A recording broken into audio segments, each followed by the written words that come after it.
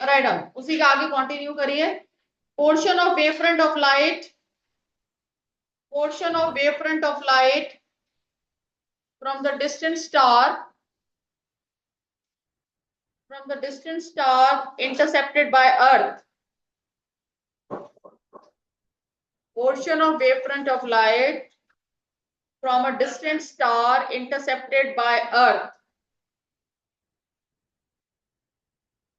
Question same चल रहा है कल वाला ही, that you have to draw incident the shape of the wave front. Distant star से कैसा वेव फ्रंट आता है? यस, बिकॉज लिख लो यहाँ पे as the rays are parallel, so wave front will be a plane wave front. wave front will be a plane wave front। Next, write down Huygens principle, Huygens, Huygens principle। Write down, it tells us how the wave front propagates in the medium। It tells us how the wave front propagates in the medium। It's a principle, important principle है, और उस पे base हम दो topics करेंगे, बहुत ही simple topics हैं। पहले प्रिंसिपल लिख लीजिए। Number one, every point on the given wave front, every point on the given wave front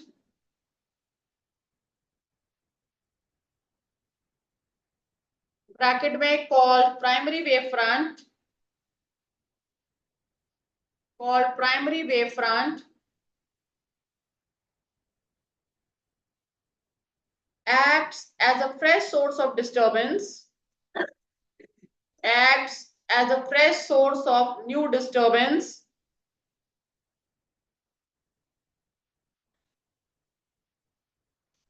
called secondary wave front, acts as a fresh source of new disturbance called secondary wavelet, called secondary wavelet, which travel in all the direction, which travel in all the direction with the velocity of light in the medium।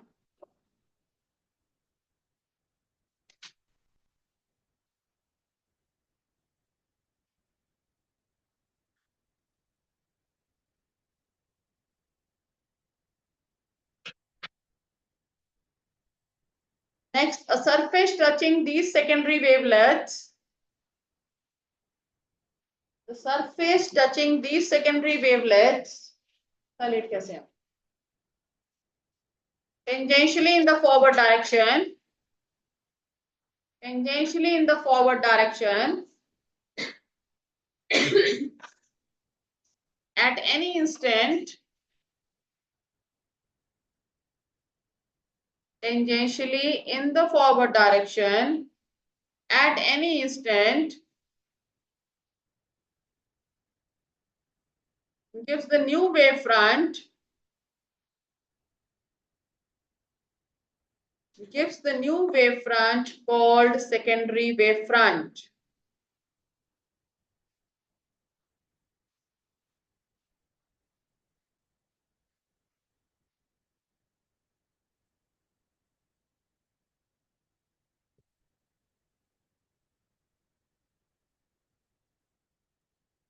Diagram बनाइए, एक साथ explain करूंगी मैं।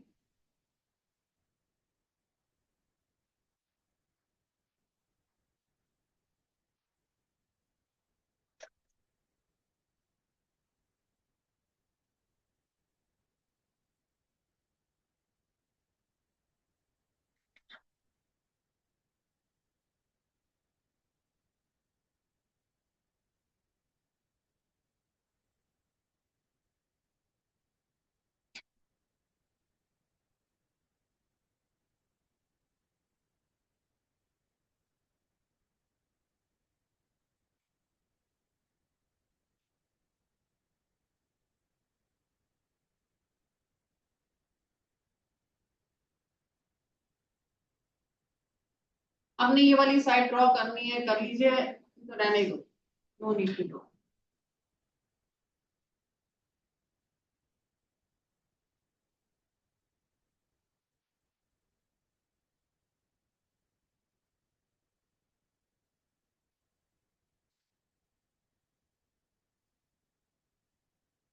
कुछ dots बनाए हैं, dots के मैंने सर्कल्स बनाए हैं। शायद अगर आप कुछ रिवाइज करके आए हो या आपने कल सुना हो तो आपको कुछ शायद कुछ समझ आ रहा हो।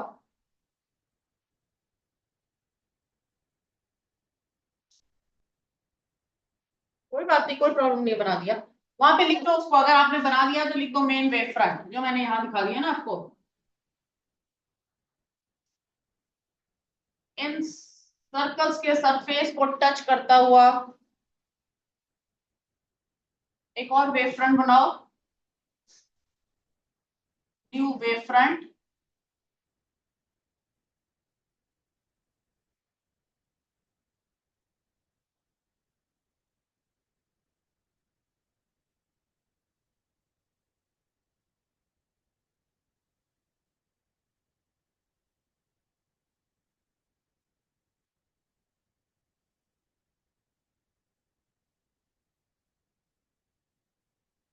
Drawn.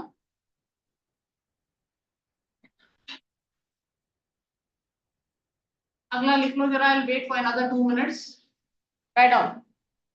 Prove prove the laws of reflection using prove the laws of reflection using Huygens theory, using Huygens theory।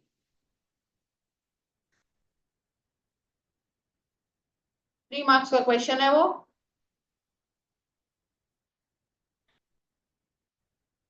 चलिए आ जाइए। हाइगन्स प्रिंसिपल है क्या, देखो 2 पॉइंट्स हैं और बहुत ही सिंपल पॉइंट्स हैं। पहला कह रहा है, आपको पता है ये मेन सोर्स है, पॉइंट सोर्स से वेव फ्रंट क्या होता है, स्फेरिकल। कल हमने देखा था, जिसको नहीं याद हो सिर्फ याद कर लो। पॉइंट सोर्स से ऐसी वेव्स निकल रही है स्फेरिकल शेप में। नंबर 2 पॉइंट, इस ये वेव फ्रंट निकला, जो हमने कल देखा था, ऐसे ऐसे ऐसे वेव फ्रंट निकल रहा है। ये वेव फ्रंट जो है, ये कहता है कि आगे कैसे एडवांस कर रहा है मीडियम में। देखिए इसका हर एक पॉइंट, जो वेव फ्रंट निकला, उस वेव फ्रंट का हर एक पॉइंट एक नए फ्रेश सोर्स की तरह एक्ट कर रहा है। वेव फ्रंट का हर एक पॉइंट को साथ साथ याद करते चलो, कुछ नहीं है, वेव फ्रंट का हर एक पॉइंट एक फ्रेश सोर्स की तरह एक्ट कर रहा है। और आपको पता है ये फिर एक पॉइंट सोर्स बन गया। पॉइंट सोर्स से फिर कैसा वेव फ्रंट निकलेगा, स्फेरिकल। ये देखिए अब, now what is happening is, जो from every point source acts as a fresh source of, पढ़िए क्या लिखा है, it acts as a fresh source of new disturbance, जिसे हम सेकेंडरी वेवलेट्स बोलते हैं। तो अब फ्रेश सोर्स से क्या बन रहा है, एक ये नया सोर्स की तरह एक्ट किया, जहां से क्या निकले, सेकेंडरी वेवलेट्स। तो ये क्या है, secondary wavelets. Is this clear. अब मैंने आपको उस दिन भी बताया था, जो सेकेंडरी वेवलेट्स है उसका हमने रेडियस कितना लेंगे, radius will be equal to C into T. तो मैंने ये जो सर्कल्स बनाए हैं, इन सबका रेडियस कितना है, c into t, because in a given time the distance traveled by the light is c into t, speed of the light is c, तो distance traveled is c into t। तो हमने जो circles बनाया है इसका radius क्या लिया है, ct लिया है। अब मैंने क्या बताया, a surface touching these secondary wavelets, in secondary wavelets को जो एक टेंजेंशियल सरफेस टच कर रहा है फॉरवर्ड डायरेक्शन में, उसे हम क्या बोलते हैं, वो एक नया वेव फ्रंट आपको दे रहा है, which is known as secondary wave front. दो चीजें I am repeating again, source से क्या निकला, वेव फ्रंट। वेव फ्रंट का हर एक पॉइंट, मतलब मेरी बॉडी का हर एक पॉइंट एक नए सोर्स की तरह एक्ट कर रहा है। It is acting as a source of new disturbance, जिसमें से क्या निकल रही है, सेकेंडरी वेवलेट्स। क्या निकला, सेकेंडरी वेवलेट। उन सेकेंडरी वेवलेट को टच करता हुआ जो सरफेस है उसे बोल दिया सेकेंडरी वेव फ्रंट। अब ये मेरे को वेव फ्रंट मिल गया, इसका हर एक पॉइंट कैसे एक्ट करेगा, फ्रेश सोर्स की तरह। उसमें से जो वेवलेट्स निकलेंगी सेकेंडरी वेवलेंथ्स, उसको टच करता हुआ जो सरफेस है सेकेंडरी वेव फ्रंट। तो ये आया, फिर इसमें ऐसे आ गया, उसको टच करता हुआ आगे, and that is how the wave front advances in the medium. समझ आ गया? तो this is what is it is given by Huygens theory, name of the scientist Huygens principle बोलते हैं। सिर्फ 2 लाइन में प्रिंसिपल है। हर एक point source, every point source acts as a new disturbance which acts as a fresh source, जिसमें से जो वेवलेट्स निकल रही है सेकेंडरी वेवलेट्स, उन सेकेंडरी वेवलेट्स को टच करता हुआ surface is secondary wave front. क्या बोलते हैं? Secondary wave front. अब आ जाइए, 3 मार्क्स का क्वेश्चन है, prove laws of reflection using Huygens principle. अब जो मैं आपको डायग्राम बना रही हूँ ना, डायग्राम को जैसे से मैं आपको स्टेप्स बता रही हूँ, आपने स्टेप्स अपने साइड में अपनी लैंग्वेज में लिखने हैं, क्योंकि बाद में आप लोगों को कुछ नहीं याद रहता। नंबर 1, पहले प्लेन मिरर बना लो। नंबर 2, एक एबी लाइन बना दीजिए, अपनी लैंग्वेज में लिखो। पहले एबी ड्रॉ कर लो थोड़ा सा टेढ़ा करके, then draw A dash B dash. उल्टा चल रहे हैं हम इसमें, तब आपको समझ आएगा। अगर आप सीधे सत्यवादी हरिश्चंद्र की तरह चलोगे तो कोई डायग्राम नहीं बनेगा, ये याद रखना। क्लियर? अब इस पे रेज गिर रही हैं, 1 2 3 are rays falling on it. Number 3 point पे लिख लो। Third point, draw the rays. ठीक, अब देखिए क्या करना है। ये रेज पे गिरी, मिरर है,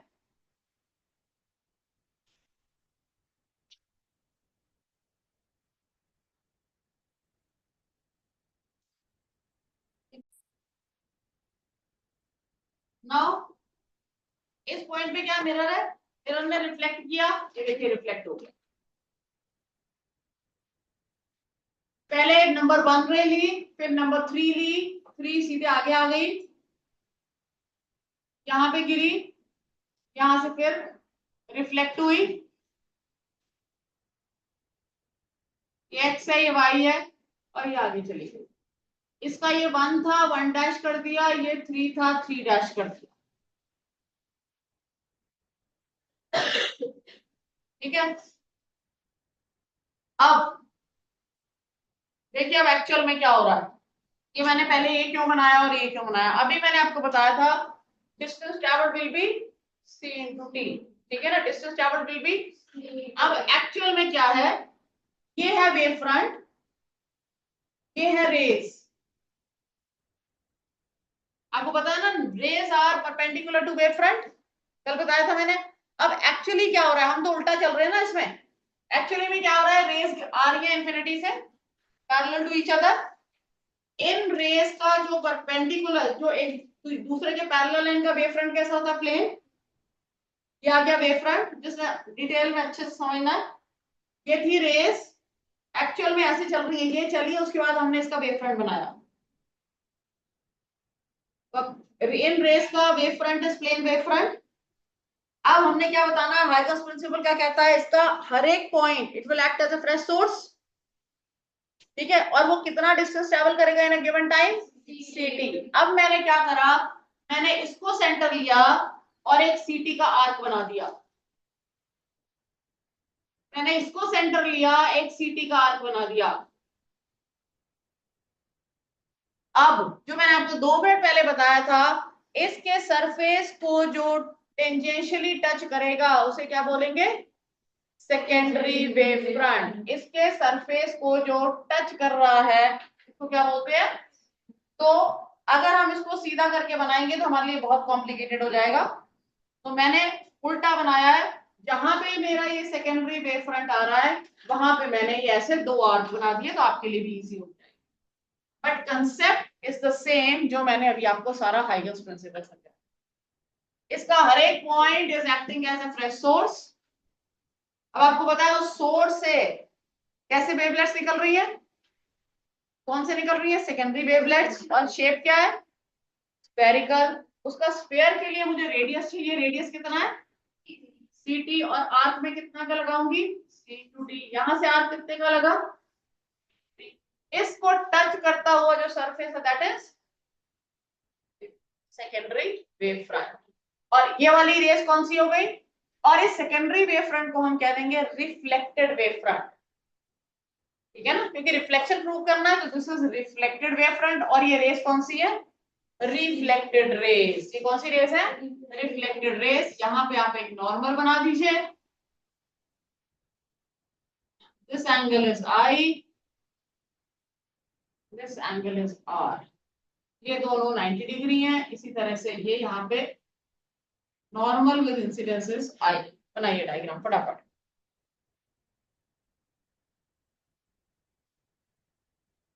ये आई है, ये आओ।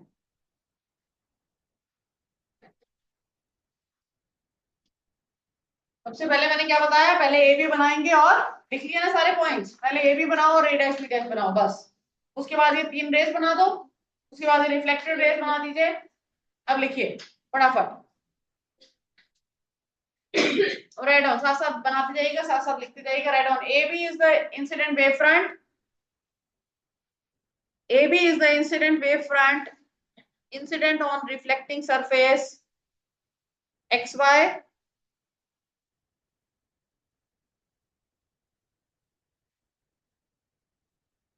Angle I is angle of incidence.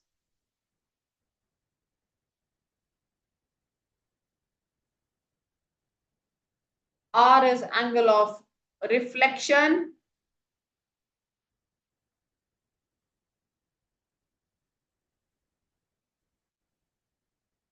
According to Huygens theory,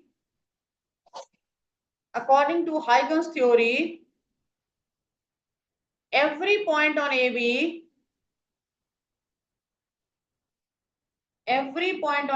acts as a fresh source of secondary wave disturbance. Acts as a fresh source of secondary wave disturbance.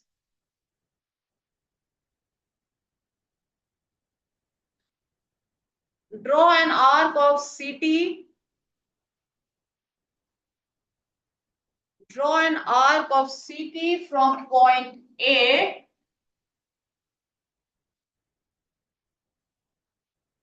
such that AB dash is equal to CT.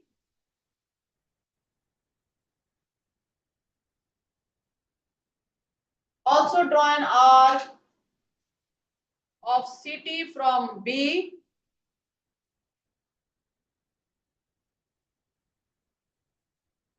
with B as the center. Arc from B of length CT with B as the center such that BA dash, this is A dash, such that BA dash is equal to CT.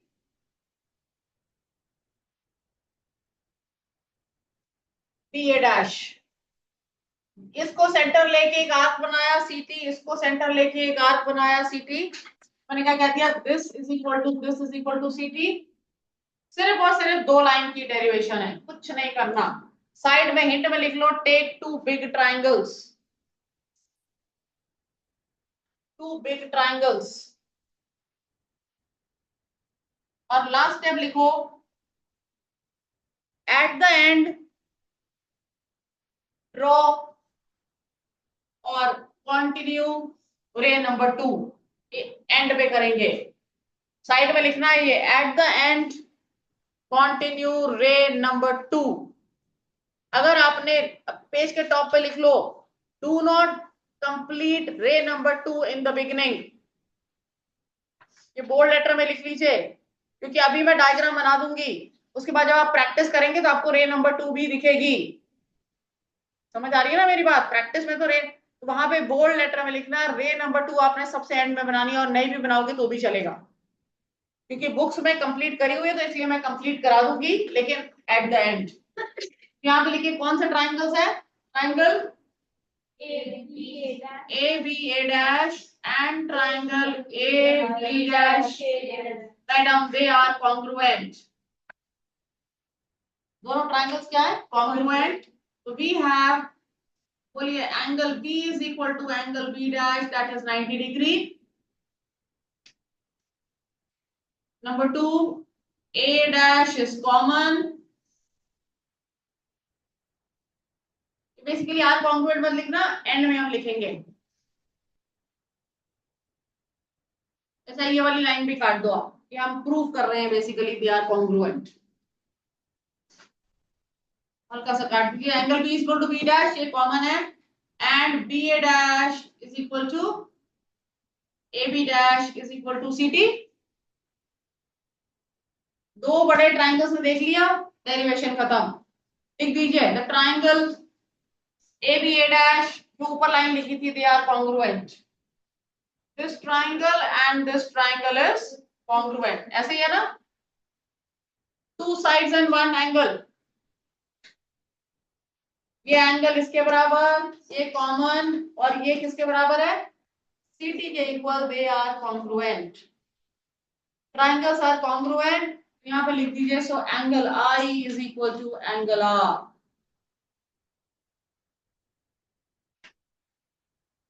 Angle I is equal to angle R. Number 2 point लिख दीजिए, incident रे,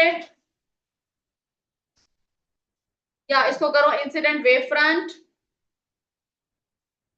incident wave front A B, reflected wave front A dash B dash,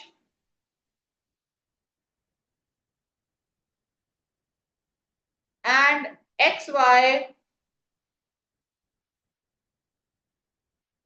they are all perpendicular to the plane of the paper.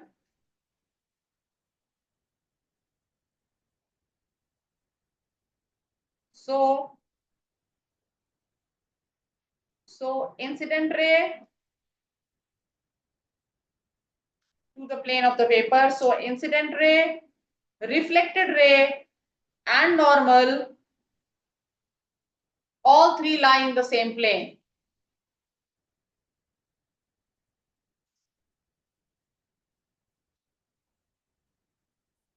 अगर आपको ऊपर वाली line नहीं समझ आई तो नो प्रॉब्लम, नंबर 2 पॉइंट करके लिख दो, incident ray, reflected ray and normal, all three lie in the same plane, hence proved.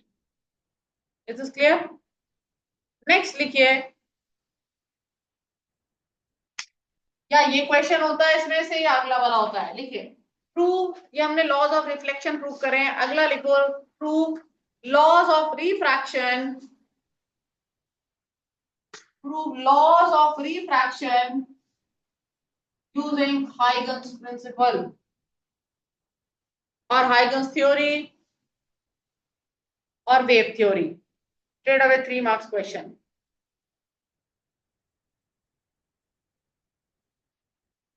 Prove laws of refraction using Huygens theory or Huygens principle, HUIGENS, or wave theory. When the ray is traveling from rarer to denser medium. When the ray is traveling from rarer to denser medium. इसका भी method देख लीजिए diagram draw करने का। यहाँ पे दो medium है, दिस इज रेयर, इसमें स्पीड ऑफ लाइट c1 है, u1, ये डेंसर है, बाद में लिखिएगा रेयर डेंसर, आपको पता चल जाए लिखना कहाँ है। फिर पहले आपको पता है जब रे ऑफ लाइट रेयर से डेंसर जा रही है तो एंगल ऑफ इंसिडेंस क्या होता है, कम, सॉरी एंगल ऑफ रिफ्रैक्शन क्या होता है, कम कि ज्यादा, कम होता है, पता है ना, it bends towards the normal. तो वही कंसेप्ट यूज करते हुए हमने डायग्राम बनाना है, फिर इसको साइड में फुटनोट्स में लिख लीजिए। डायग्राम कैसे बनेगा, पहले ए बी बना दो एंगल आई पर, फिर यहां से can you see this I and R are different, ये आई है, ये आर है, आर स्मॉल है ना, ये पॉइंट अपने साइड में लिख लेना, बहुत इंपॉर्टेंट पॉइंट है। Number 2, draw A dash B dash at smaller angle because I is greater than R.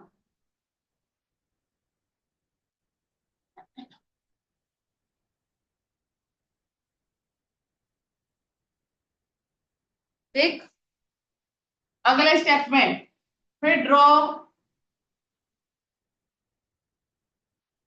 Number 1 2 3 raise.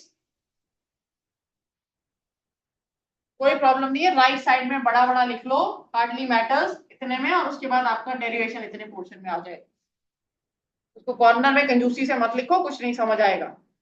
Right side में उसको लिखो, राइट साइड में इतना पोर्शन में ये सब जो पॉइंट्स बता रही हूँ वो लिखिए। कर लिया? ड्रॉ 1 2 3। अगला step, draw the normal at A and A dash. Draw normal at A and A dash.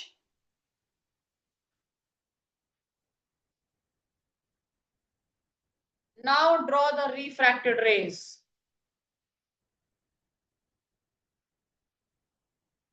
Bending towards the normal.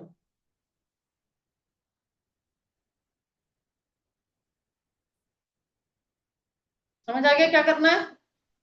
सबसे पहले मैंने ए बी बना लिया एंगल आई पे, क्योंकि रेयर से डेंसर है, मैंने ए डैश बी डैश बना लिया एंगल आर पे। डन।